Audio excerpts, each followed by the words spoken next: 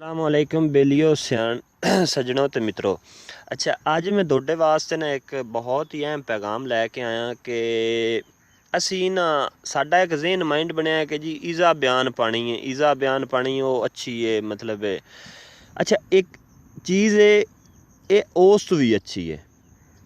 अच्छा, एक अपना है कि द लास्ट है ते ये USA तो बरामद है, मतलब होई है साढ़े इलाके ते, मतलब एक इनदी एक बहुत ही अच्छा रिजल्ट है। उस तो बाद नटीवो है, वो आप सारे जानने हैं कि उनका की कारो मुख्तियार है। वो मुंजर के उत्ते चमक पैदा करती है और मुंजर नूं बरकरार रखती है।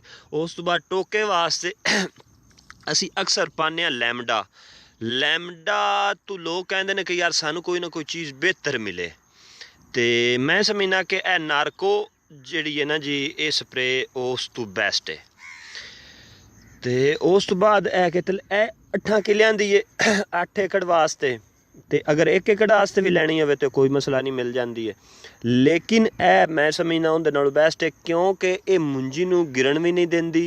ये समझो कि असी पोटाश पा लीए 10 किलो, अगर इनकी स्प्रे होनी है ना, तो समझ लो कि असी 5 या 6 किलो या 7 किलो असी पोटाश पा लीए एकड़ नूं, मतलब इतना इनका फायदा है।